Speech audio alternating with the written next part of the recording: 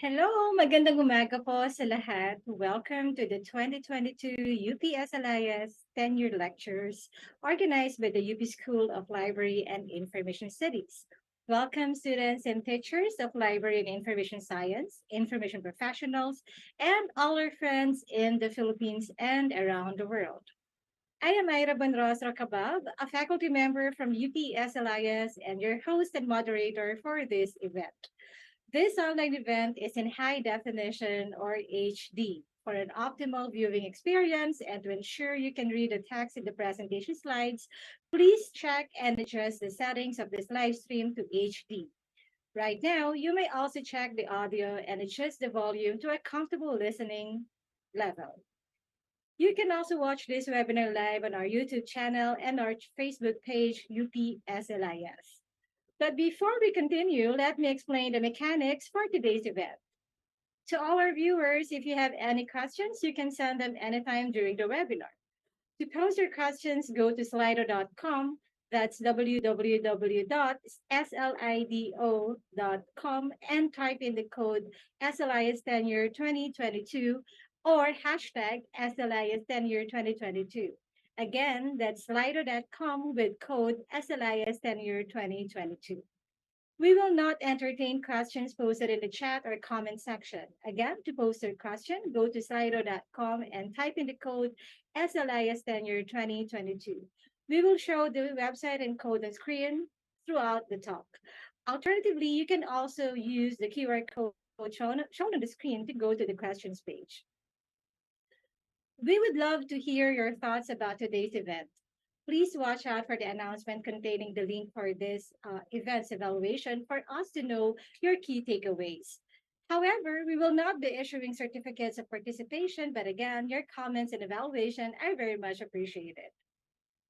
If in case you missed portions of this event, you may view this as a Facebook video or check our YouTube channel.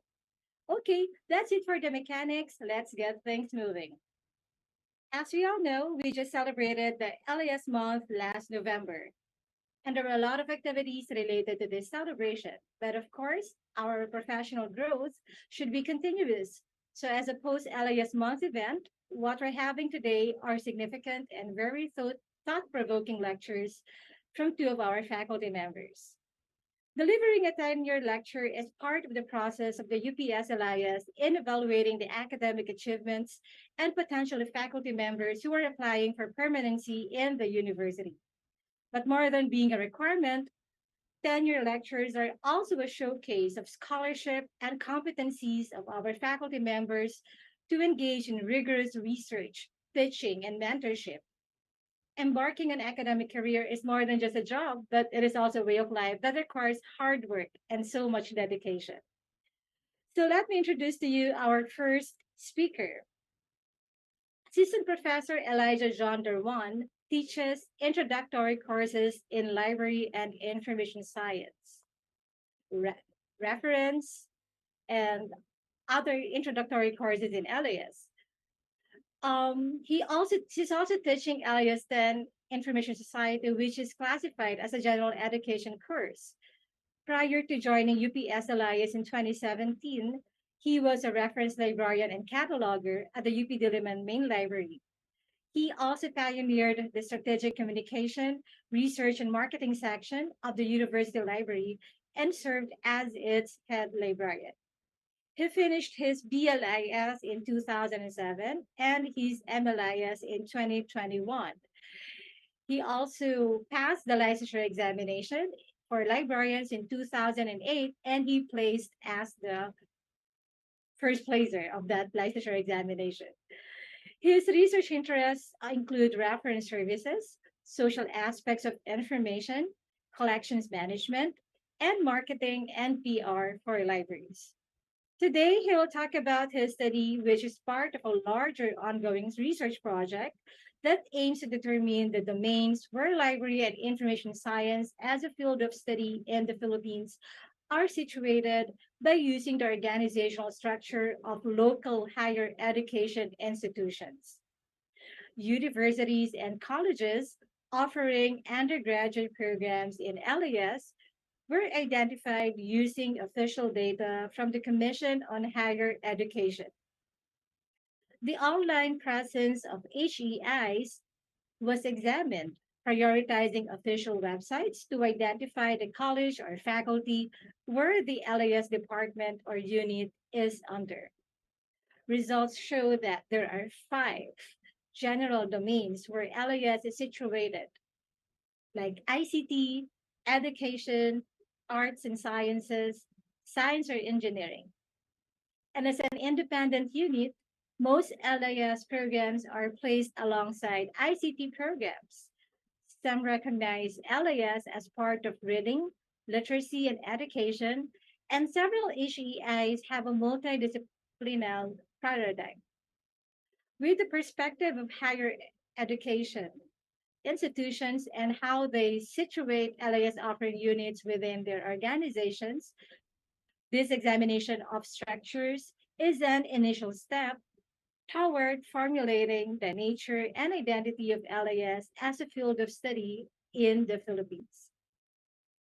Ladies and gentlemen, to deliver a talk entitled Finding Identity in Affiliation, Situating Library and Information Science Departments within Philippine Higher Education Institutions, let us all welcome Assistant Professor Elijah Darwan.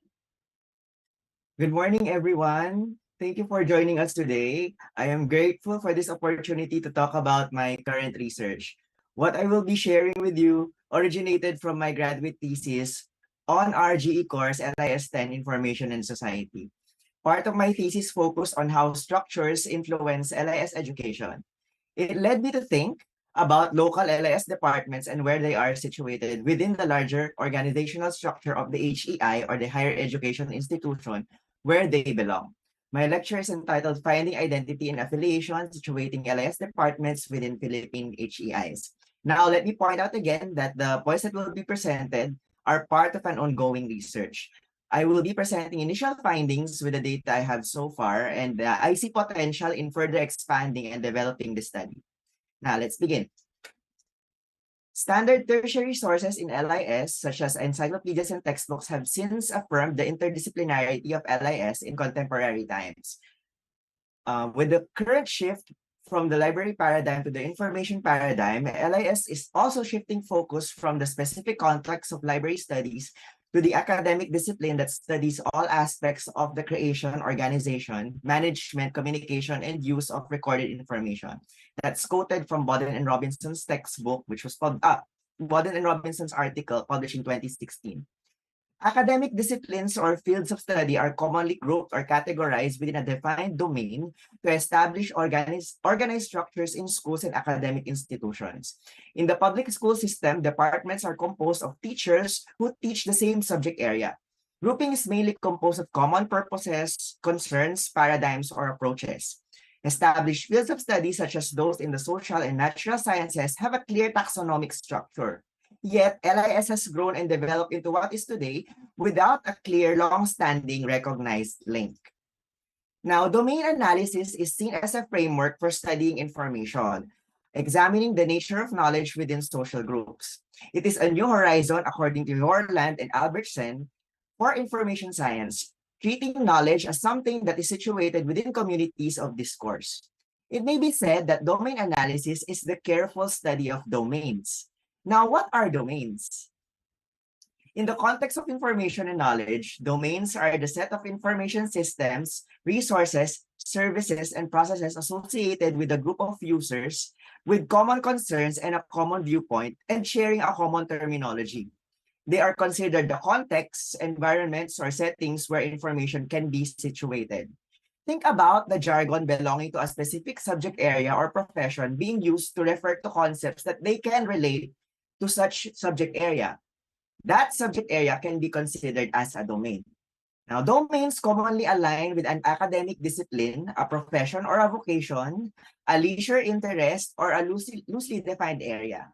These domains can have varying scopes and levels from the more general and encompassing to the more particular and specific. Domains are also fluid. They are continuously progressing and reliant on theory. Now, let me credit the main proponent of domain analysis. I do not claim to have extensive experience or expertise in domain analysis, but I see this. I agree with Bjorn Horland as this is something that is promising in our field, that's something that we can embark on. The main proponent, Bjorn Horland, sees domain analysis as a fundamental approach to studying information. He lists down 11 approaches in information science where domain analysis is influential, one of which is on knowledge organization, specifically on the production of special classification and thesauri about topics, disciplines, and areas. Domain analysis can also be used as a methodological approach to knowledge organization, specifically in ascertaining what a topic is all about. Just think about scope notes in your subject headings lists or in taxonomies. Mapping and visualizing intellectual parameters of a community's shared knowledge. Information organization tools as products of taxonomy can provide an indication of where LIS is situated.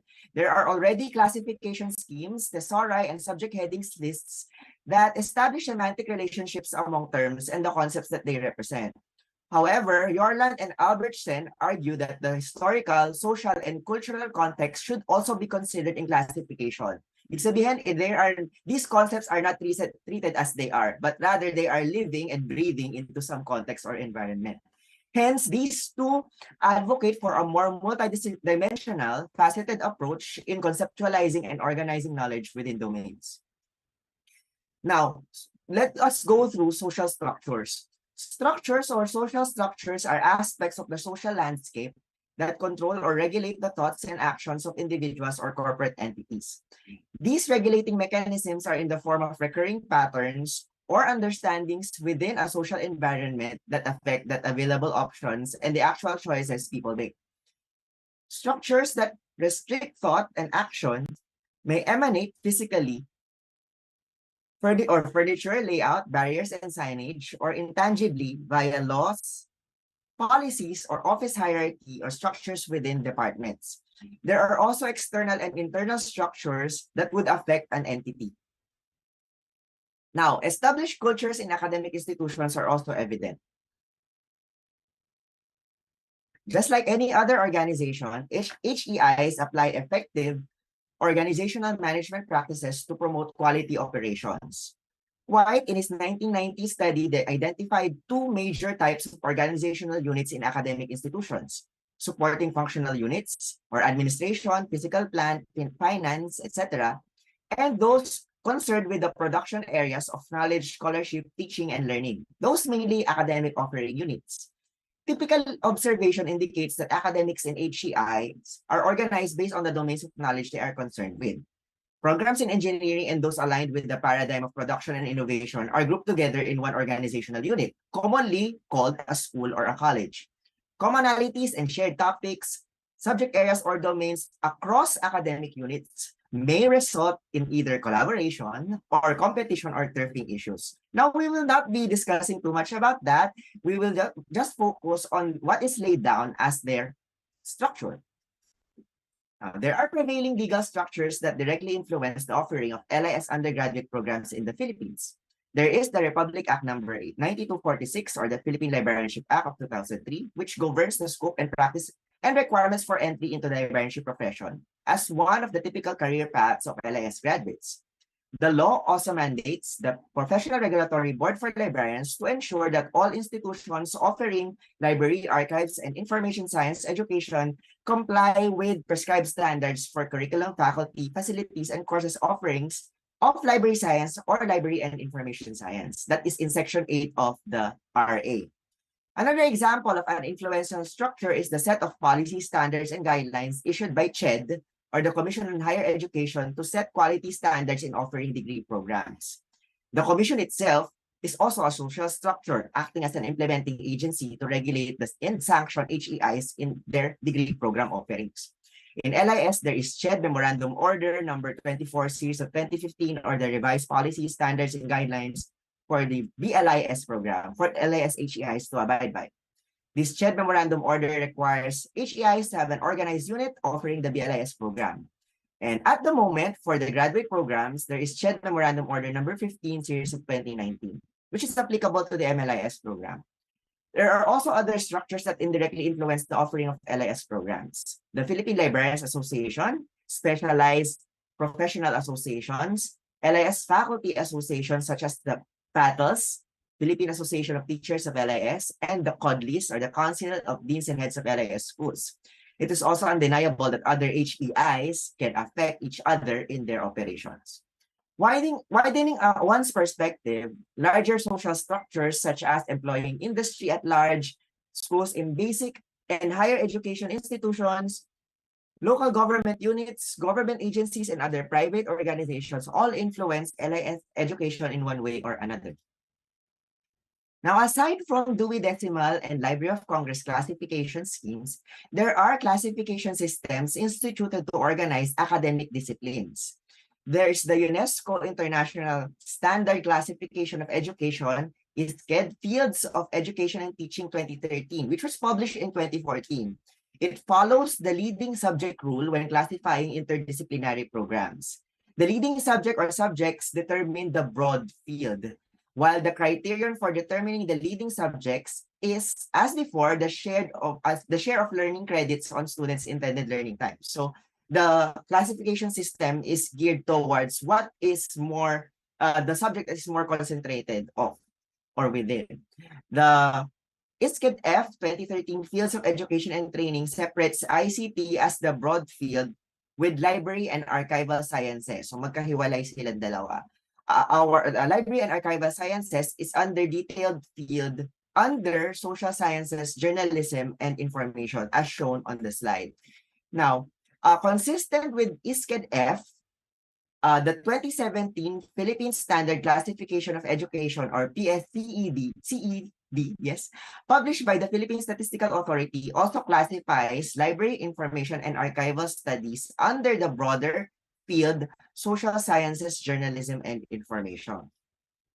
There is also the classification of instructional programs by the U.S. National Center for Education Statistics, which establishes library science as a top-level program alongside other fields like education, engineering, visual arts, and history. Finally, there's the Joint Academic Coding System by the UK Higher Education Statistics Agency, or HESA. It is consistent with the UNESCO ISCED, as it also classifies LIS under P, Mass Communication and Documentation. Now, here is a screenshot of the table showing the subfields under P by the UK Higher Education Statistics Agency, or the Joint Academic Coding System. There is P100 Information Services, and subfields under it are Information Management, Librarianship, up to Archive Studies as P132. Now, since it's relatively more interdisciplinary than other fields of specialization, I believe that LIS should not be situated in a single discipline across all colleges. But I understand that it's purely for convenience sake and for rationality that LIS could be attributed to just one broader field. CHED also acknowledges that universities each have their own specializations, slants, and niches of expertise, and it might differ that they would treat LIS and CLIS as a field of study. Their existing structures and colleges and departments, faculty complement, and research agenda might also influence the placement of LIS within their university organization. Now, let's go through the meaty portion. Actually, mahaba-haba yung introduction, no, just to establish. This is an ongoing research. This research examines how LIS undergrad programs in the Philippines are situated within larger academic structures. It attempts to define LIS as a discipline in terms of scope, coverage, based on how it's situated within HEIs in the country. This is a descriptive study in its initial stage. In no way does this study affect attempt to report a comprehensive account of the structure of HEIs that offer BLIS. Best efforts were exerted in analysis using available data at the moment of verification. It is hoped that this study will commence local research and discourse in domain analysis, and this can also start the development of a framework to illustrate relations among players in LIS education in the Philippines, and in the future provide insight into local LIS and teaching and research. Now, for the method, a survey of organizational structures within LIS schools were done. Data was sourced from respective websites of universities and other official online sources, such as their social media accounts. Now, how did I go about, or how did I know which study or which websites to approach or which websites to check? Verification of LIS institutions was based on the information posted on the Freedom of Information portal on the Philippine government in response to an FOI request on LIS institutions, or LIS HEIs. Using the said list, the official websites of each HEI were examined to check if an LIS program, regardless of level, is being offered and in what college, school, or institute or department it belongs. It is assumed that information on official HEI websites are updated, given its necessity as an information tool for their constituents and the recent quarantine restrictions and work from home setup. If information is lacking or needs to be further verified, official pages on Facebook are checked. Though it's helpful to generate an analysis based on the names of the schools where BLIS is offered, it was deemed an improvement in the substance of the data to include other degree programs being offered by the unit to determine the domain to which the HEI unit subscribes. With the limited time and resources, the study has yet to contact each LIS department for data verification. So this is a disclaimer. It is understood that accurate information is reflected on each HEI at the time of verification. This is a recognized limitation that can be filled in by future studies on academic organizational structures in LIS education. Now, analysis of data by grouping disciplines was accomplished using the 𝐂𝐲𝐳 Fields of Education and Training 2013. Domains were sourced out of that classification scheme, but they were just treated as labels, and the hierarchy among the terms were disregarded. Though it was initially considered, master's programs in LIS were initially considered but not included, since there are complications on analyzing data due to the significant differences among HEIs, which have separate graduate schools, and those where all levels of programs are offered within just one unit, like us in SLIS. It may be considered in a separate study in the future. Now, findings. Upon verification of the 2020 CHED data, just this year in May 2022, there are 84 universities offering LIS in the country. All but 8 of them offer LIS at the bachelor's level. There is one HEI offering a certificate program, that's PNU, while there are 4 HEIs offering associate and diploma programs. Now take note, I have shown you the PQF level alongside the LIS program level. Note that in the ISKED and in our Philippine Standard Classification for programs, they classify diploma programs in PQF level 5 below the bachelor's programs. 76 HEIs included in this study offer LIS in the bachelor's level, while 36 offer master's programs in LIS.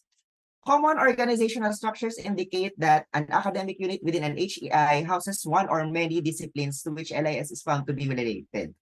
The student population and faculty complement permitting. It may be called a college, school, or institute, as naming conventions of academic units differ across HEIs. From the data that I have scoured through from each website of the HEI, each of those 76 HEIs, 5 major domain clusters of varying sizes were established. As what was mentioned earlier, there are 5. Domain A, ICT. Domain B, Education. Domain C, Arts and Sciences. Domain D, Science, Technology, and Engineering. And Domain E as LIS as an independent unit. Each of these domain clusters have numbered subclusters to further subdivide or group HEIs within a similar set of programs alongside LIS. Let us look at each domain cluster in the next slides. The first domain cluster is Domain A, Information and Communications Technology. There are 3 subclusters in this domain.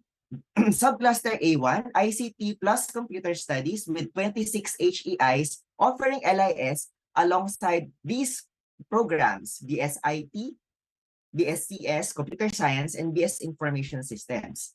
This subcluster is the most homogeneous or the least diverse, with only 3 programs as the 3 most common degree programs across all 26 HEIs. The second subcluster are HEIs offering LIS with ICT and engineering. There are 13 HEIs with this structure. Other programs offered within these HEIs are IT, computer engineering, civil engineering, electronics engineering, among others. Thirdly, there are 4 HEIs that offer LIS alongside ICT and business programs. Other programs include IT, CS, business administration, and accountancy. The second domain cluster is domain B, education. There are 13 HEIs offering LIS with education programs. Under this domain cluster are 2 subclusters. The first subcluster is B1, education. There are 8 HEIs offering LIS alongside other EDUC programs, elementary, secondary, and physical education, among others. The second subcluster with 5 HEIs mixes LIS with education and other related fields in the social sciences, political science, philosophy, and social work, among other degree programs. Take note that this is the most diverse of all subclusters, with 27 unique degree programs offered alongside LIS within a degree, within this cluster of institutions. The third domain cluster, domain C, is on the arts and sciences, or the liberal arts, an umbrella term to cover a wide spectrum of departments, commonly offering service courses or general education courses, while still they are also offering programs for specialization. There are 10 HEIs with this structure. The first subcluster includes 7 HEIs having LIS programs, such as those in communication, English language, social sciences, and biology. The second subcluster of 3 HEIs offer LIS with a mix of arts and sciences and other related fields, such as education, business, and public administration. The fourth domain combines LIS with mainly STEM programs, science, technology, engineering, including psychology, biology, and engineering.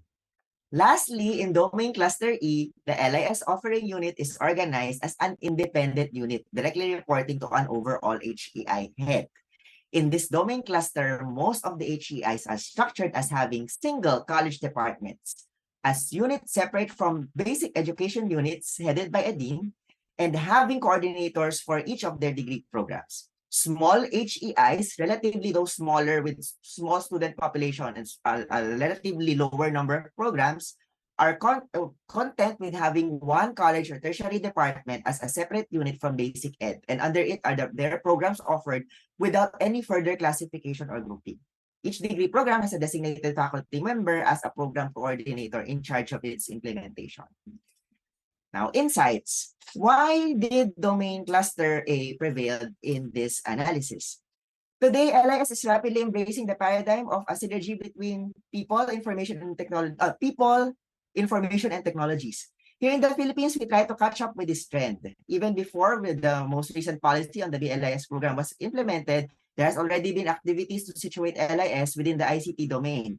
Just to mention, in 2012, CHED already transferred LIS to the Technical Panel for Information Technology according to FADERON in 2011.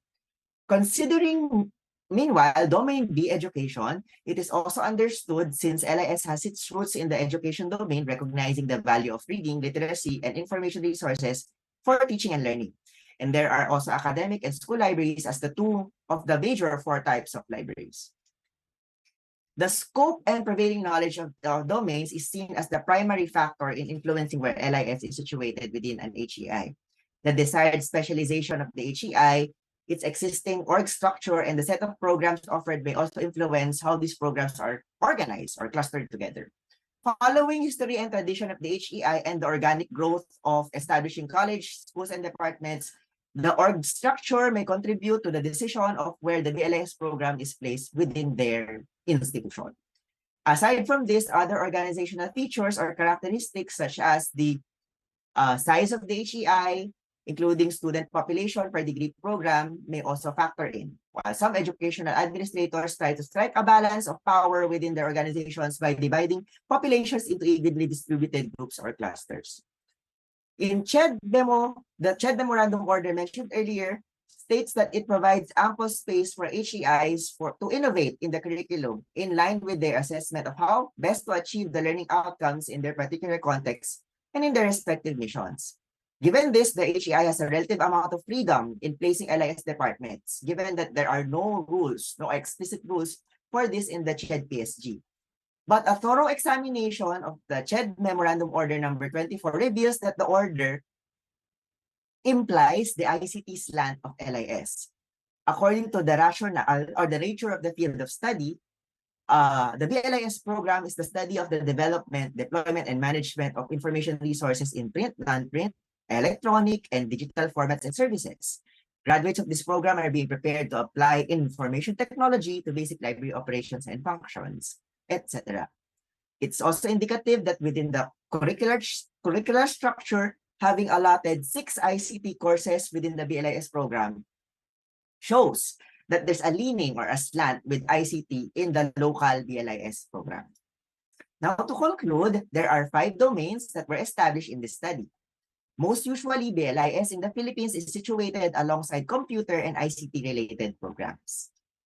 Now, let me reiterate that this study is a work in progress, and I know that there are several improvements that can be introduced. Aside from using an updated data set from CHED, it's also important to verify the CHED data with LIS departments for veracity and get information as to what led to the placement of LIS department into the academic unit where it is today. To fully embrace domain analysis, titingnan natin yung context. It's also helpful to include graduate programs in LIS as a portion of this study to reveal their structure. There is also room for improvement in data analysis and visualization kasi manual ko lang po siyang inorganize, such as using software to code and process data to generate patterns and concept maps. Visual data may enhance analysis and communication. Now, for research directions for future research, here are what I see as recommendations that this topic could take. We could look for research on LIS within domains in other countries or regions for comparison. We could consider AHEI variables and context, specifically historical variables or the historical context that may affect its organizational structure and the placement of LIS departments. We could also use critical theory to study the dynamics of power influencing the placement of the LIS within departments. Determine the public perception of LIS programs when situated in different domains. And finally, review the placement of LIS within knowledge organization systems, such as classification systems, thesauri, and subject headings list. There are already findings that may be brought up to light and may qualify for presentation in another venue in this study, but there is also potential for deeper reflection and analysis. Before I end my lecture, I would like to express my wholehearted gratitude to Professor Mary Reese Pigolfo Barcelona, UPSLIS Dean and Chair Academic Personnel Committee, to the members of the UPSLIS APC for the work done for my tenure application. And I would also like to thank Professor Ira Benrostra-Cabag, Professor Kathleen Lourdes Oville, and Professor Michael Olson for the guidance in the development of this ongoing research. Thank you very much. Mabuhay ang edukasyong pangaklatan at impormasyon sa Pilipinas, and good day to everyone. All right. Thank you so much, Sir Eli. That's a very interesting and also a very timely topic, especially that these days we're attempting to somehow standardize or also modify the curricular offerings of the BLIS programs throughout the country. So I think it's high time for us to rethink of our position, as a field within the different fields, in the higher education institutions here in the Philippines. So I know we have questions from our viewers, but let's just go to the question and answer portion after our second speaker. So I know you're all excited to hear more about Sir Eli's talk, and then mamaya na lang tayo pumunta sa Q&A portion. So thank you again, Sir Eli. Okay, so to our audience again, if you have any questions for our speakers, you can go to slido.com and type in the code SLIS Tenure 2022. You can also use the QR code shown on screen to go to our questions page. Please check the previously posted questions and upvote questions you want to be prioritized. You can also comment on the questions if you have similar stories or experiences. And also, you can show your support to Sir Eli and later also to Sir PJ by leaving a message or sharing your favorite or most memorable experience in their classes at slido.com again with the code hashtag #iTenure na yan or #iTenure na yan. Okay, so just go to slido.com and use that code. So let us now move to the next speaker. I know you're all excited to listen to our next speaker. Assistant Professor Paul Jason V. Perez teaches introductory courses on LIS, ICT, and programming.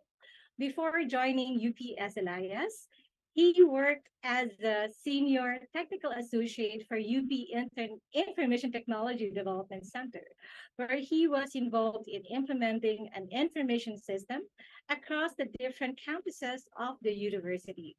He finished his Bachelor of Library and Information Science from the same school in 2019. He completed his Master of Digital Information Management from the University of Technology Sydney through the Australia Awards Scholarship. His current research interests include digital libraries, linked open data, digital assets management, research data management, among others.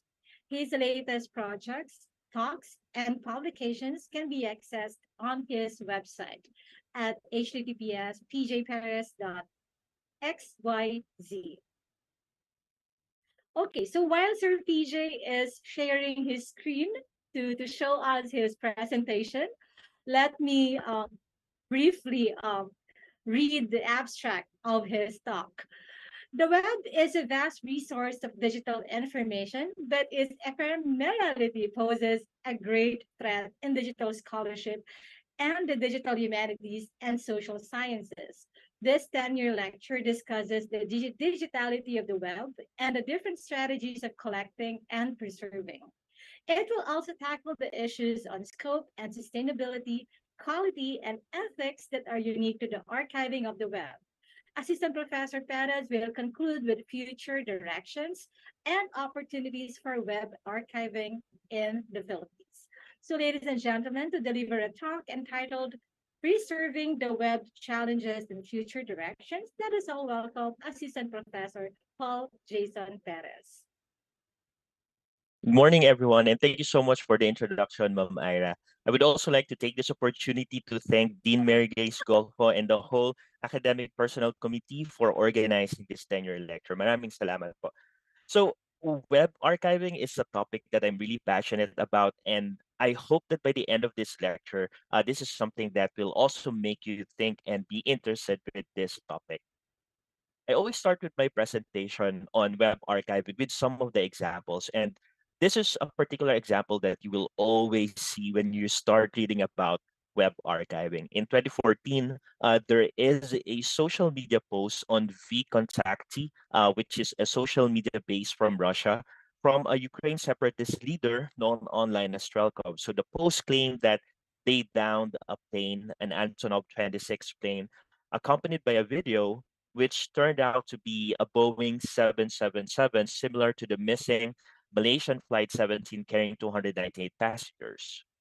The post was deleted after 2 hours. If not for an archivist working at the Hoover Institute in Stanford University, this evidence, which is now living in the web archives, would not have been available today.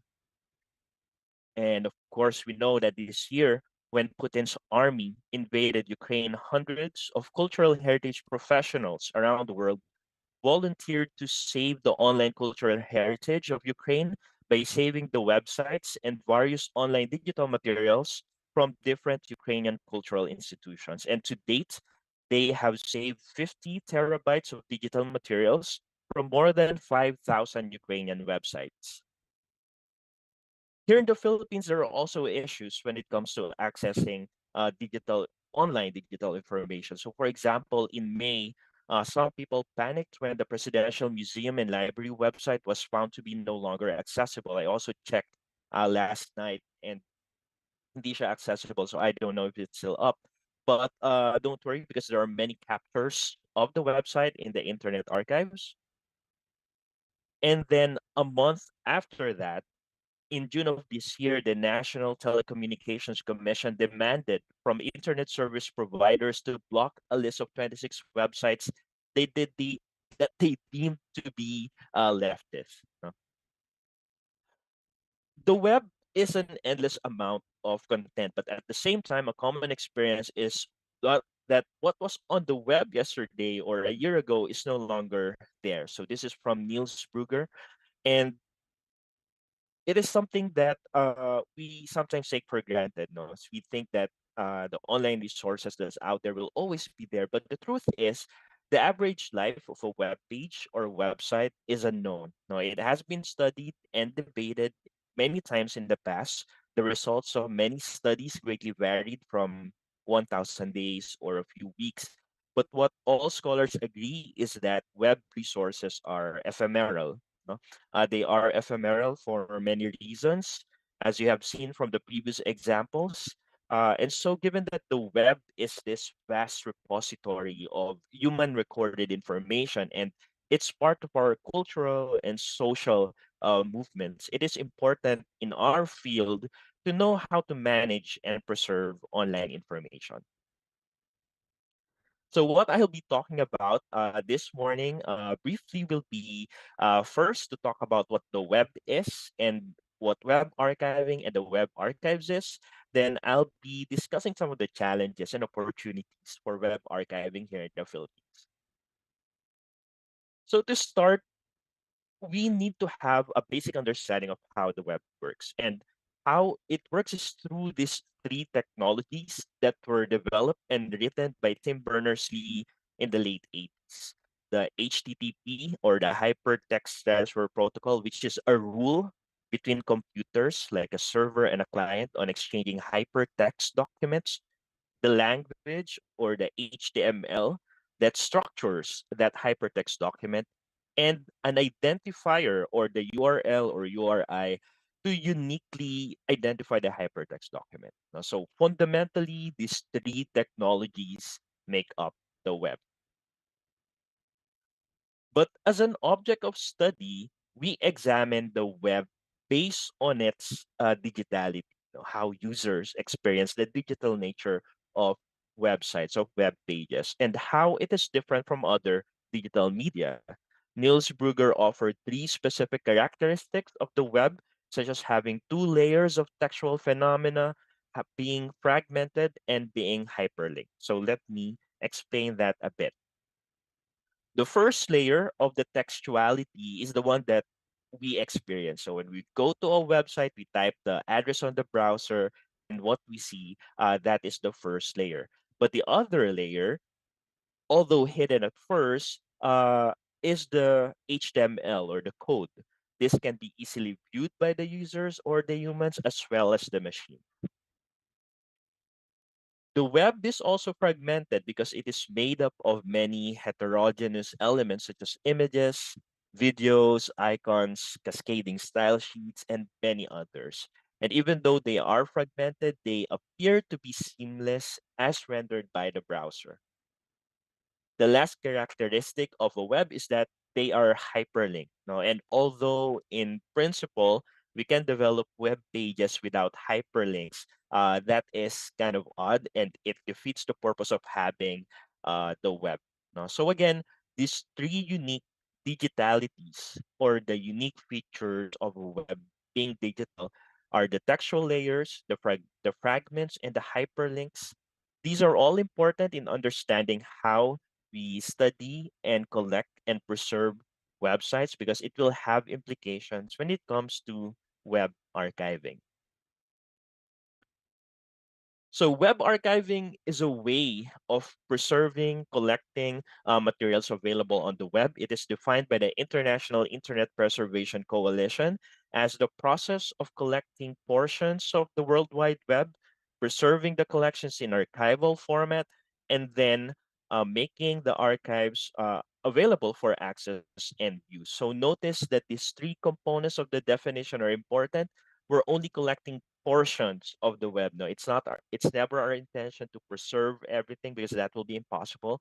It should be in an archival format. An example is the WARC, or WARC format, and it is intended for the use and access of people. Now, there are many strategies for collecting and preserving the web. I will not be discussing each and every one of these. Each of them comes with a set of tools that may be proprietary or open source. But what is important to take note is that some of these strategies will capture the full digitality of web pages while others do not. No? So some strategies are also more scalable than others. So there's a lot of decisions that depends on the budget, the manpower, the capacity of institutions to do and decide what strategy to employ for web archiving. And web archiving is something that is not new. In fact, it has been around for more than 20 years. There are many national and international organizations that have web archives. For example, the UK Web Archives, the European Web Archives, Pandora, or the Web Archives of Australia, and the Library of Congress. So all of these maintain sometimes a national collection, while sometimes they maintain a thematic collection. Like for example, in the Library of Congress, they have web archives on the collection of on Philippine elections. No? Here in the Philippines, unfortunately, based on my conversations with some of the leaders in the field, we have yet to have a national or an institutional web archives. One thing to note about the archive web is that they are unique in a sense. They are what we call a reborn digital media. No? So they are reborn because the captured web files, especially if their full digitality was captured, needs to be rendered in a web player. So it's like an emulator for a browser. This means that what the researchers or the users eventually see and experience are the web archives that has been reconstructed. No, it's a reconstructed version of the web pages from the past, and it has gone through multiple transformations from collecting, preserving, and then rendering. So that's a very important point to take note. Okay, so now that we have some idea of what web archiving is, I want to discuss some of the challenges. And I think by now, by hearing those introduction, you may have an idea or the scope of the challenges in web archiving. Perhaps the main challenge would be the scope and its implications with sustainability. No? Imagine, for example, Wikipedia. As of yesterday, December 4, 2022, there are 6,583,551 articles in Wikipedia, and that's in the English language alone. Now, a copy of the compressed text of Wikipedia, not including the pictures, the videos, is around 20 gigabytes. No? So that's kind of big. And if we want to preserve something that is of cultural value, there's a lot of questions that we need to confront. So, number one, what will be the theme of our collection? Now, what's going to be the depth? When we talk about the depth, it pertains to are we just going to collect the first layer, or are we also going to collect the different hyperlinks and the different media connected in that particular web page or website? Are we going to include all the media, the videos, the PDF, the images that are embedded in the web pages? Are we limited by the size? How much storage infrastructure does our organization have? And then what's going to be the frequency? Now, so this is something that web archivists contend a lot kasi um, we don't know, or sometimes we do, but not most of the time, how web updates itself. No, sometimes it can be regularly, like every month, nagbabago, but it can sometimes be unknown. No, so this frequency has to be decided depending on the nature or how important our resource is. So what you see in this screenshot is an example from the Archivit tool from the Internet Archives, wherein you will specify what we call a seed, which is a URL, and then you need to specify the frequency and what type of crawling has to be done for the website. So these are so many decisions that the archivist or the community has to confront. And of course, it's tied with materiality, we all of those decisions will be tied with our resources. So, for example, if you want to collect all of these data, it's not free. For example, the 𝐼𝐸𝐴𝐽𝐺 subscription is going to be $500 per year for 120 gigabytes of data archive. And it's if your institution have their own servers, then that's good. But still, it's a different kind of cost. The second challenge, another great challenge in web archiving is the quality of the archive web, the output, what the user will experience when they look at the archive web. There are many reasons why the reconstruction of the archive web can be different from the live web. Number one is that the ever-changing technology of the web, which I'll be giving some examples later. And then the second reason is that in web archiving, there is no stable original. So for example, when you do digitization of newspapers or of photographs, somehow there's in a way a stable original wherein you can check the quality. But in web archives, the live web is ever changing. No, it's transforming. Sometimes you don't know if it will remain the same or it will be, or will it be taken down any minute, or will it update its form or feature. So it's very difficult to measure the quality of the archive web. So for example, last year I was able to work with a human rights worker wherein we archived the how the Philippine state-sponsored media covered the drug campaign, the war on drug campaign here in the Philippines. And we were able to preserve some of those websites from Philippine News Agency, Philippine Information Agency. However, when it comes to archiving their social media, these are the results. No, it's actually rendered useless because when you look at their Twitter, their Facebook, the technology that enables that kind of platform is blocking the web crawlers. No, so we need to employ another way of capturing those information. Unfortunately, dalawa lang kami, so it's very difficult to do that. And even if you did, no, let's say na-capture mo nga yung isang social media page, it's not going to be, sometimes it's not going to be exactly as the same version of the live one. For example, this is a capture from the OSU blogspot, which is one of the universities specializing in, Old Dominion University, one of the universities uh, s- specializing in web archiving. They captured the profile or the Twitter page of Barack Obama, and apparently it appeared as this. No, wala siya sa English. It's in Arabic or a Middle Eastern language, and this kind of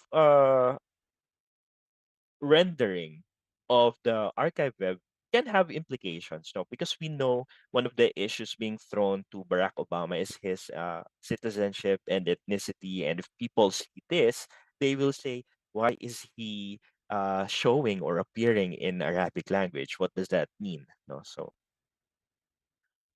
and then finally, not because we can do it doesn't mean that we should do it. No, there are some serious ethical considerations when we start collecting materials that we see online.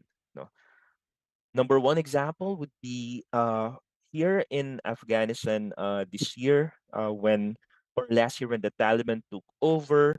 A lot of Afghans tried to erase their digital life, no, because there's a serious danger when the Taliban finds out that they're living a Western kind of living, and that can mean life or death situation for them.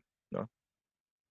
And also during the heights of the Black Lives Matter movement, there's a tweet from the FBI in the United States, and they said they're seeking information and digital media depicting individuals inciting violence during the First Amendment protected peaceful demonstrations. No, so you have to be really careful and think about the consequences when you try to collect materials that may be deemed harmful, for certain communities. So where do we go from there? No? Knowing those different challenges, how are we going to move on with web archiving? And fortunately, there are so many research going on right now. Unfortunately, a lot of them are happening in the West, in Western democratic countries.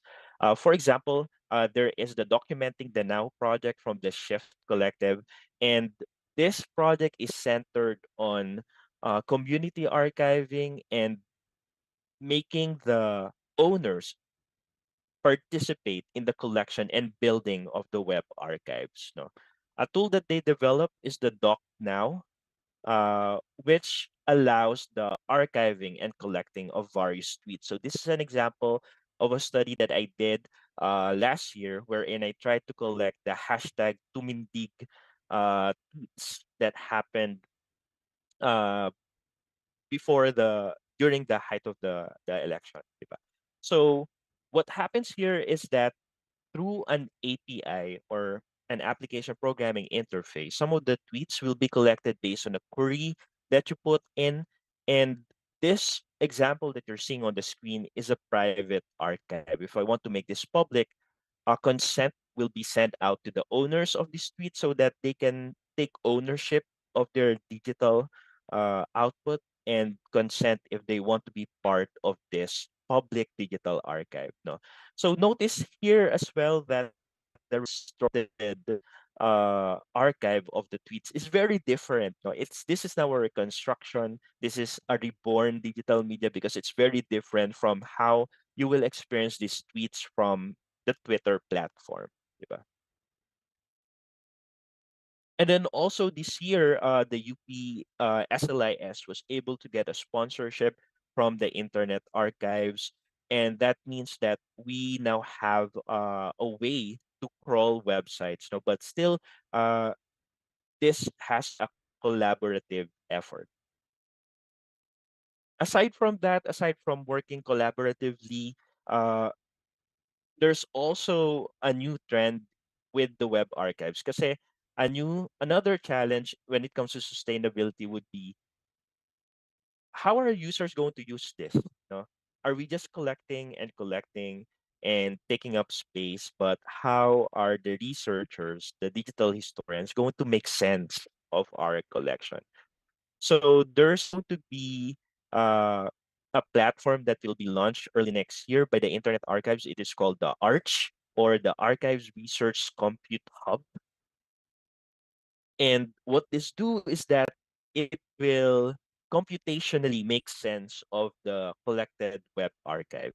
No, so for example, if you have a collection, it will extract some of the features and the text in those websites, and it will bring out a CSV file that you can manipulate and perform analysis to. No, so for example, these are some of the results of that analysis. There you can do a mapping of the different websites, understand how they are related to one another, as you can see here in the first image in the upper left corner. Or you can also do a distant reading of web archives. Now, perform topic analysis, corpus analysis, and other digital humanities approaches in reading distant reading the web archives. You can also use the media in the web archives to develop uh, an exhibit, a digital exhibit, such as the one that you're seeing here. No, so there are so many ways that researchers can make sense of the web archives in the future. So in sum, what I see as the future of web archiving is going to be collaborative and computational. No, it's no longer na web archives is being seen as something that's performed in a distance. Sometimes you have to, like for example, so war in Ukraine, you have no choice but to act and do web archiving from a distance. But if you build communities, no, and you center the collection by allowing them to decide what digital output, digital materials they want to be included, then that's going to be an ethical way of building your digital, or you're building your web archives. No? And also, it's going to be computational because we want to make the researchers, the digital historians involved, no, and give them tools to understand and use our digital web archives. Yun lang po. Maraming salamat, and I'm very excited for your questions later. Maraming salamat, Sir PJ. So we also have questions from our viewers, and we will be addressing them in a few minutes. So again, thanks, Sir PJ, for that very interesting talk. There is really an emerging need to do web archiving, especially for contents containing current social events. So talagang marami naghahanap ng ganitong klaseng strategies. So again, to our audience, if you have any questions for our speakers, you can go to slido.com and type in the code SLIS Tenure 2022. And also to show your support to Sir Eli and Sir PJ, you can leave a message for them, no? Using the slido.com with the code E10 na yan. So let me just share some announcements first before we proceed to the Q&A portion. The Philippine Journal of Librarianship and Information Studies, or PHJLIS, welcomes submission on a continuous basis. The PHJLIS publishes articles discussing issues and developments from all fields in the area of library and information science. For more information, please visit the journal's website at phjlis.org or send your inquiries to editor@phjlis.org. And UPSLIS is still accepting donations for the construction and renovation of our new SLIS building. Here is your opportunity to contribute to UPSLIS and LIS education in the country. For your donations or other inquiries, you may contact us via email at admin@slis.upd.edu.ph. And also, please subscribe to our YouTube channel. Please like our Facebook page, UPSLIS, and also UPSLIS on YouTube. So let us now go to our Q&A portion. So let us now look at the questions posted on Slido. So maybe we can have Sir PJ and Sir Eli back. All right. So for the first question, actually this is for Sir Eli. This one is very interesting. Mhm. So what strategy do you propose to incentivize different programs, communication, computer science, social science, etc., to collaborate? Thank you for that question. I think that it's not really the term incentivize. Like, I believe the structures within HEIs or across HEIs cannot just give incentives like, let's say, syempre, alam na kung may budget ba yan, o kaya may, they could add up to their other resources that they need. But more than incentivizing, I believe that it should be our institution should have set up. They should set up more venues for collaboration. Kung mas maraming mga opportunities to collaborate, like if these units would talk together and share their knowledge with each other, mas makikita natin yung synergy between institutions. If there would be meetings, conferences, webinars like this to share ano yung ongoing activities on each institution, on each LIS department. And I think it would spark yung collaboration na kailangan across institutions.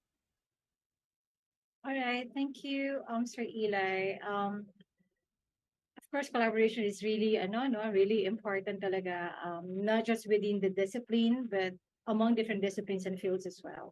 All right, thanks, Sir Eli, and also thank you to that person who asked that question. All right, so let's now go to the next question. So this is for Sir PJ. The question is, how will web archiving address the doctrine of the need to be forgotten? Currently testing web services providers to protect private information. Yes, that's a very important question, and that's the reason why the Documenting the Now developed the ethical way, no, of Mm. collecting our digital traces, no, kasi even though web in a way is very ephemeral, in some way what we leave on the web also remains. No, parang it's kind of a paradox kasi sometimes we leave something and then it will we post something from the past and then it will reemerge as a screenshot or another version of that particular post, and we need to honor, no, the it's a delicate balance between the privacy of a person and also of public concern. No, so it's not always a gray. It's not always black and white. That's sasabihin mo na no. We need to take down all of those. For example, merong case in the Black Lives Matter movement wherein uh they collected these tweets from a particular account that has been central and has been shared many times. Unfortunately, that particular account has been terminated by Twitter. And as a rule, kapag na-terminate yung account, all the previous posts will be taken down. However, the Shift Collective decided to retain and keep those archives, those tweets, because it has contributed to the movement already. No, so it's going to be a delicate balance that needs to be always contested. Like it's not just hindi na natin pwede collect yan kasi ayaw nung user. No, we also need to factor in ano yung cultural implication kapag hindi natin to isinama. So that's going to be a continuous question that archivists and communities need to contend. Yeah, that's true. Ano, kumbaga, ongoing debate talaga to. Ongoing discourse talaga to. Well, related to that, our next question again is for Sir PJ. So, are there legalities involved when you choose to scrape content from a website for preservation? I mean, is it allowed when you do it?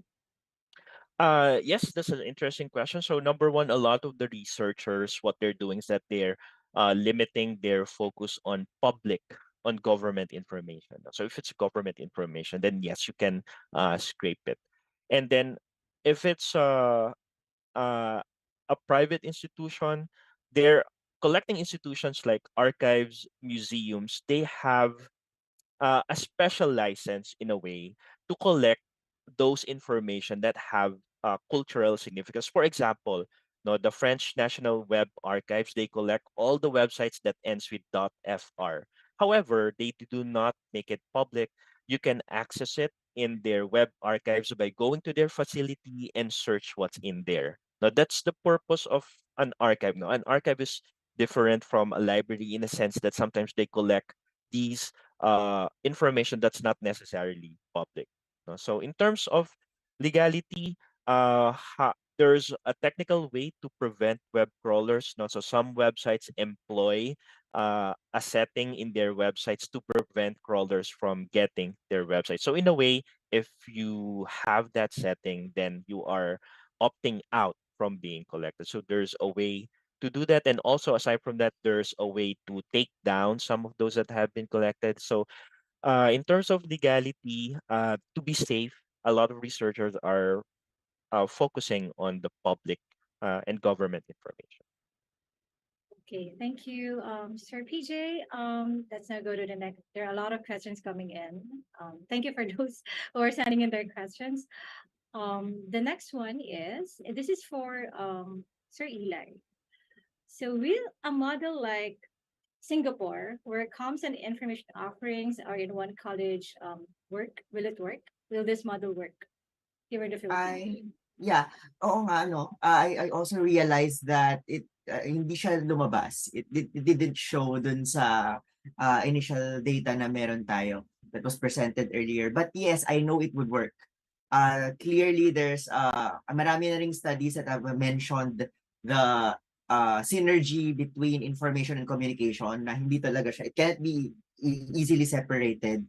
and that we also in the information science side of the field, tayo sa information science, we also talk about Shannon's model of communication theory, alongside other theories that concern our field in information studies. Yes, it's possible that information and communication offerings or programs can be in one college. Okay. Yeah. Personally, I saw the advantages also or the benefits of, not really combining, but, seeing the similarities of these two seemingly different fields, but they are not really so far away from each other, in fact. Okay. So as a follow-up question, also for Sir Eli, um, there's a, parati namang under sa eduk ang LS, lalo na historically, mas maayos ba na hiwalay talaga? I believe so. It's helpful for the LIS department to grow on its own if it's a separate independent degree granting unit. If it's taken, hindi naman taken away, but if it's a separate unit, an independent unit, it would actually transcend and make contacts or mas madali yung communication. It's easier to link with other programs and other academic units within an HEI. And you're not you're not limited to the education field when you go independently, when the LIS department is independent or if it's on its own. So there's parang the possibilities are endless, ika nga, if the LIS department is an independent unit. Yeah, the possibilities are indeed endless. And talking about independence, there's another question here. What is the biggest hurdle for LIS schools in becoming independent colleges? Well, just like any other HI department or academic offering unit, yung resources talaga, I think it's a primary limitation for LIS departments to grow. This is based on my observation, no? So yun nga, sabi ko rin, I mentioned earlier yung research direction, one of those is looking at this exact question. But I believe that yung limitations in the resources, specifically on the faculty complement, kasi based on how I see things and based on how universities operate, I believe that the faculty could be the initiators of the development of the department. If they could pull in people, if they could have much research activity, more course offerings, given their limited manpower, so to speak, mas makikita niyo yung potential, and HEI administrators could respond to that potential. So may potential for expansion. Yeah, and there are a lot of, again, possibilities are endless. There are a lot of potentials. And meron nag-share ng thoughts niya dito, no, feelings. Sabi ng ating viewer, also in relation to what Sir Eli explained earlier, ang mahirap daw kasi, di pa din ma-appreciate ng iba yung ating profession. Feeling nila masyadong ambitious tayo pag mag-standalone tayo instead of being always connected to a college or when we collaborate with IT people. So, would you like to comment on that, Sir Eli? Siguro it's also within our culture in the Philippines kasi nakikita na natin yung collaboration with ICTs abroad. When we look at iSchools and ayoko naman sabihin na we would like to be Western, but yun na rin kasi yung progress. That's the progress of LIS as a field of study. That we're moving forward with considering information and technologies and how it affects how we live our lives. So it's na parang ang tingin ko dito nasa atin na yung bola. Kung if we're playing basketball, the ball is in our hands. We just have to campaign for the appreciation that we deserve. Parang reclaiming our title, ika nga. Kung ano yung reclaiming my time. It's something like that. Na for some time, we are recognized as a library-related field, and yet, nagta-transform yung field of study. So, it's not bad to be that ambitious. Kasi naging ambitious na din yung mga ibang HEIs o LIS institutions outside the country. And that kind of ambition naman, ano, and personally, it's something achievable, ano, in due time. Mangyayari at mangyayari siya talaga. Hintay lang kayo. Okay.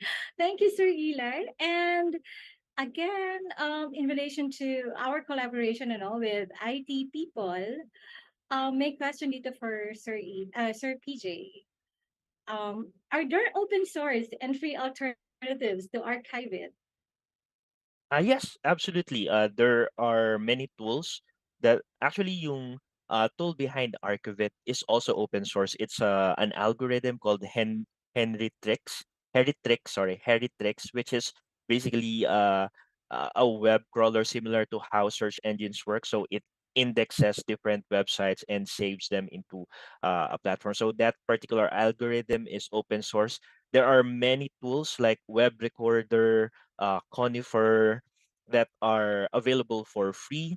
And actually, yung towards the end, why I'm centering on collaboration, because at this point, the infrastructure that will allow us to do and build web archives are already there. And a lot of these are actually free. But of course, if it's a free tool, there are some trade-offs. No, it requires manpower, it requires collaboration. So I would like to go back to sa collaboration. For example, yung question kay Sir Eli, it's not something that we have to pursue. Sometimes it's really necessary. Like in my case, the web archiving, no, uh, I know these tools, but I'm not gonna be the one to decide which ones to preserve. No, I have to work with sociology scholars, history scholars, and tell them what they think should be preserved. No, it's not the decision's not gonna be me. So yung collaboration sometimes we desire that, but sometimes it's really necessary to move towards dun sa gusto nating gawing research. So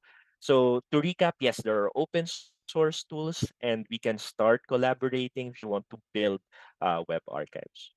Okay, thank you, Sir PJ. And I think that's also related to the next question, which is about how what they can do, ano, if they have low budget or manpower to start with web archiving. So would you like to add some more suggestions for this? Yes, of course. I've given a workshop before, with the Philippine Documentary Heritage, wherein I talk more about the other tools and what they can do. For example, there's a tool that I mentioned earlier, Conifer by Rhizome. It's a web recorder that is for free. You can sign up for free, but it will limit you to 5 gigabytes of data. But you can download the WARC files and then save it to another storage. In a sense, you are unlimited kung meron kang unlimited resource, no, in terms of storage, no. So there will always be cost, but in terms of software, they are now free. You can use it for free. Yun nga lang, uh, I remember this from an article written by a digital humanities scholar. Sorry about the all the Drupal, no. They mentioned that when you're building something like a website, it's not like buying a pony na masaya sa una kasi cute siya. But then eventually it's going to be expensive because you need to buy maintenance and resources to sustain that pony as it grows old. No, so that's going to be similar with any other digital endeavors like a web archive. No, so there will be cost and that you need to plan ahead. So yun.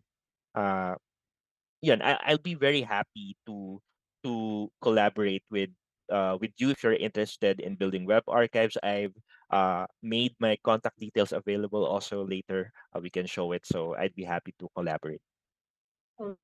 Okay, Sir PJ, no, indeed, doing this on things really involve active decision, from different stakeholders, and hindi lang isa yung magde-decision regarding this, especially in terms of sustainability Yeah. and continuity.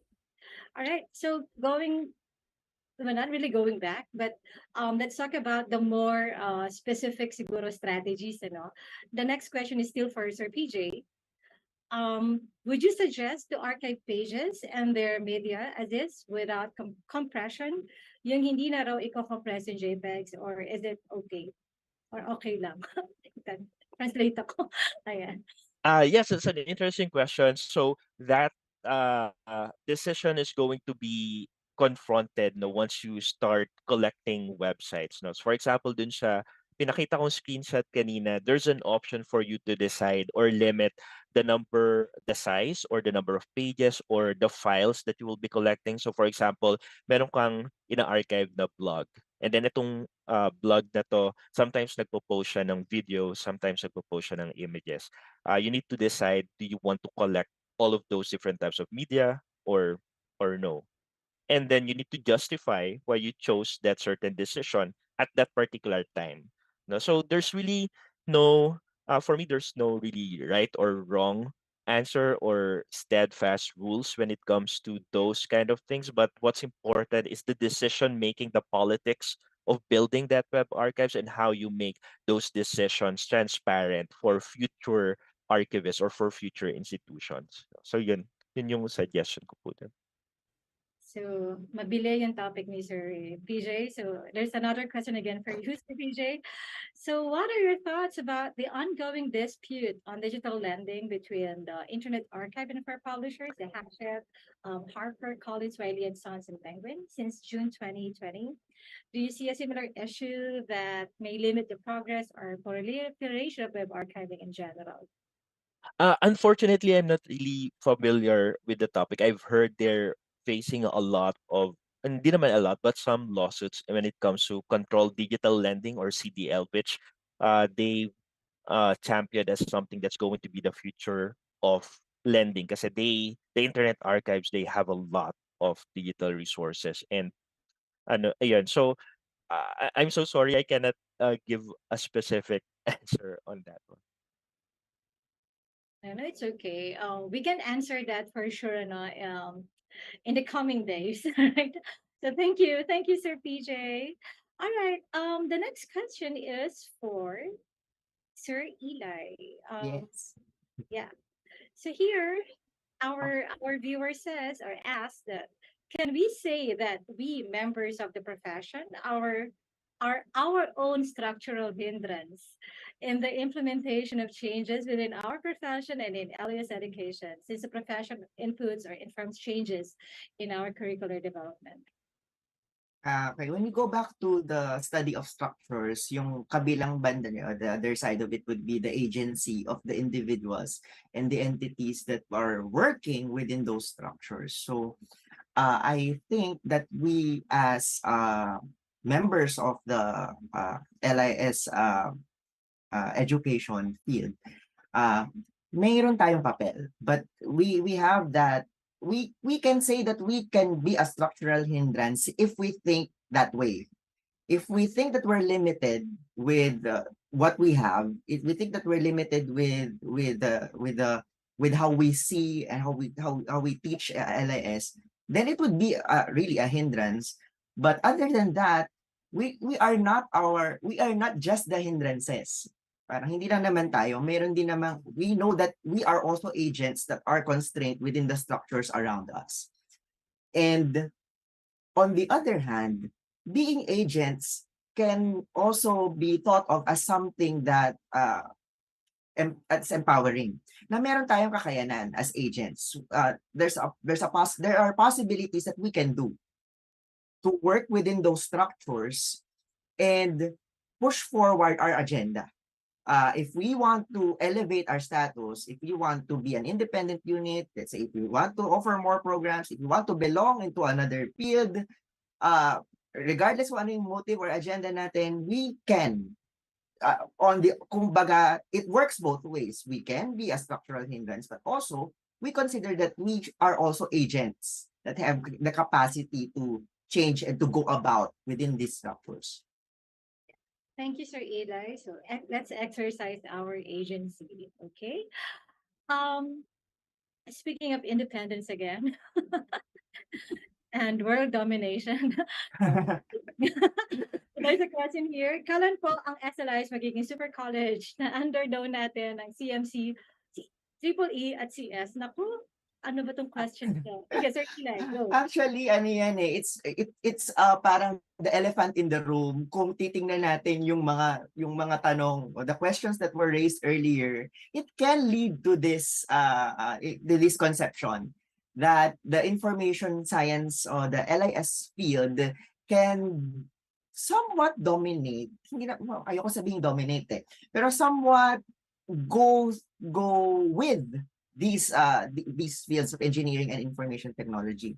So going back to the question, in our case in UPSLIS, in my opinion, it would be relatively a huge undertaking for us if we were to have this ambition, if we have this objective, if we plan to do this, and it would be a huge undertaking. We need to have people agree with this with this para yung buong large structure na meron tayo in UP Diliman could be changed to this setup.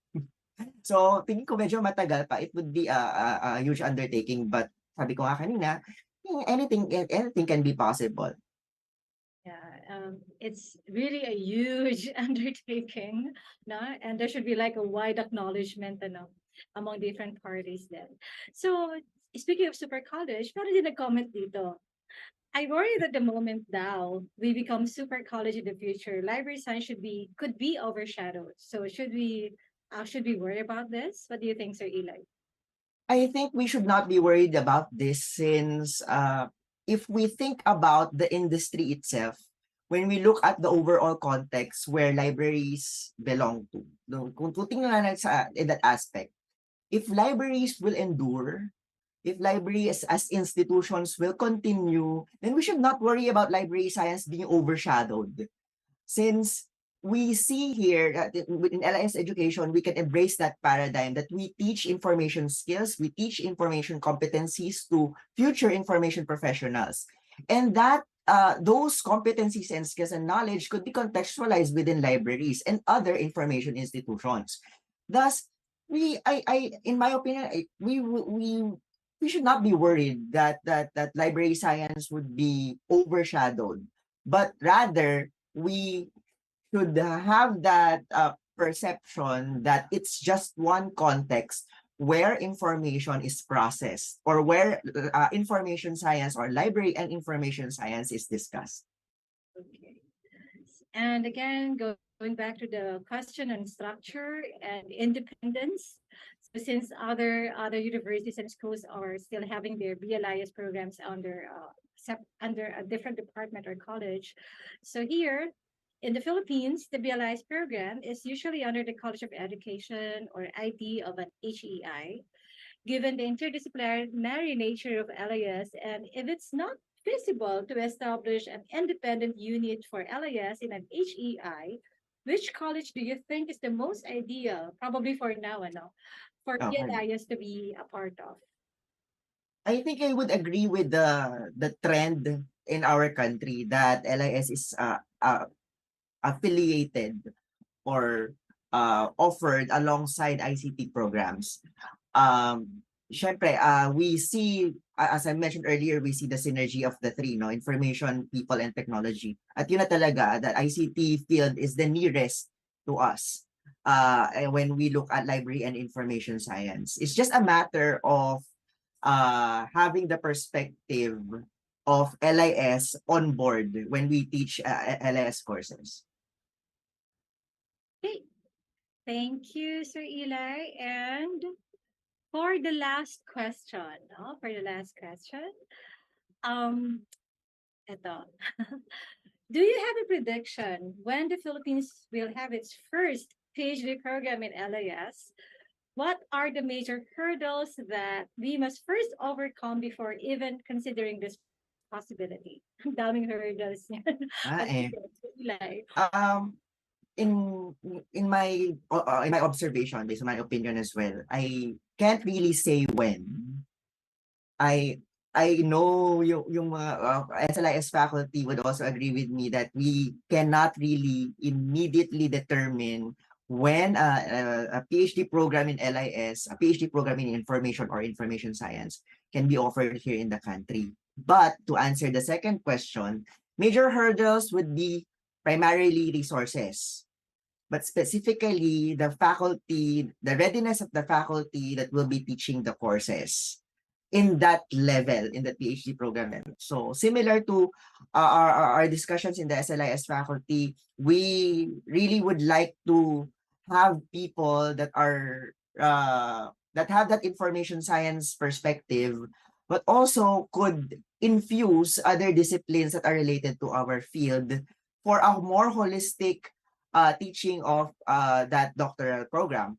So that's, I think, the primary hurdle. The second hurdle would be just yung mga operational na kailangan nating i-prepare. Budget, facilities, the library should be also be ready to have those higher level materials for the doctoral program.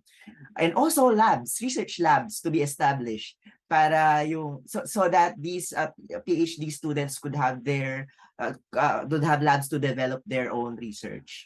So yun talaga, resources talaga yung, just like in any other organization, yung primary hurdle. Yeah, that's true, Sir Eli. I agree.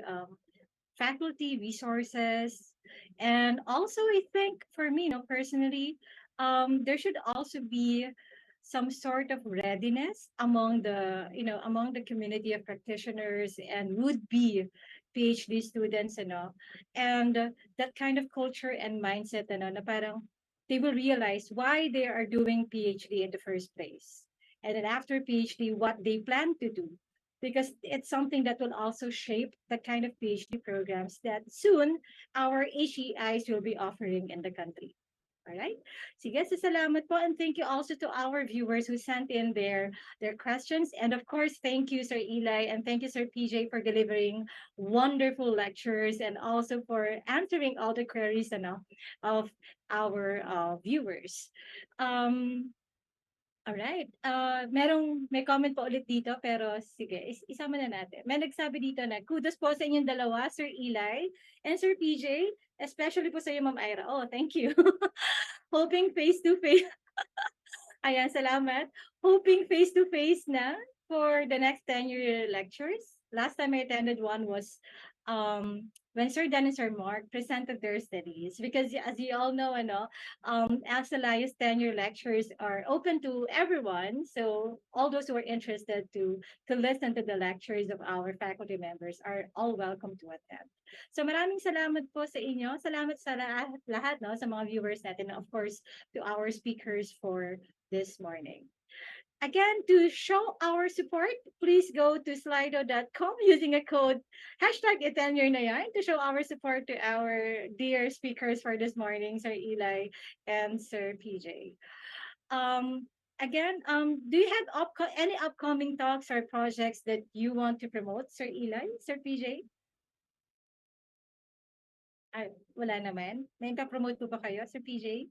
Ako po, I'm currently doing a research which is centering on why is there no web archives in the Philippines, and in that research, I'm using the theories on infrastructure studies from SDS to answer bakit nga ba wala, given that there have been web archives in the past. And so far, I've been interviewing university archivists, and I'm hoping to interview more, especially those who are doing digital history and digital humanities. So hopefully, magawa ko siya pagkatapos ng semester. So yun lang po. Pagkatapos sa semester, mas maraming work. Ayun pala. Thank you, PJ. Also, please support Sir PJ's research. And I think Sir Eli is also doing his ongoing study, like the one you talked about this morning. All right. Thank you, For Sir. those who would like to collaborate, andito na naman po ako. Ang contact ay nasa SLIS website. Okay. Salamat, Sir PJ. And also promote ko na rin, yung promotion na rin. Yung upcoming webinar, namin nila, with the visiting professor of UPSLIS, Dr. Michael Alson, and Professor Dr. Danilo Bailen of University of West Georgia. So we're going to have a free webinar, on December 8, 10 o'clock a.m. Philippine time. And this is hosted by the American Library Association International Relations Roundtable webinar series. And so we're going to talk about engaging in LIS practice, impact of COVID-19 on research, teaching, and mentorship. So if you are a student of LIS or also teaching LIS or engaging in LIS practice, so hope to see you there in our free webinar. So just visit the website of ALA, IRRT, so that you will see the details. All right, so hope to see you there. Thank you. Okay. So again, thank you so much, Eli and PJ. To all our viewers, thank you for joining us and hope that you all had a great learning experience from the online lectures that we had today. And thank you also to our SLIS faculty for making this event possible. A special shout out to our hardworking and ever reliable tech team, Professor Nathan Isip and Professor Janice Urmieda, for managing the tech side of this event. If you missed portions of this event, you may rewatch it as a Facebook video or check our YouTube channel. For updates on our upcoming activities, please follow us at our official Facebook page, UPSLIS, and subscribe to our YouTube channels, youtube.com, UPSLIS. And of course, please don't forget to visit our website at upslis.info. So, ayun, wala na ba? Wala na bang magko-comment ulit sa Slido, alright? So, thank you so much. Thank you to our viewers and also thank you, UPSLIS, for this event. So kita-kits ulit tayo for our next event. And please watch out for our other events in our social media channels for announcements and further details. So that wraps up our 2022 UPSLIS tenure lecture. So once again, my name is Ira Benros-Kabab, your host and your moderator, signing off. Thank you so much. Have a great day.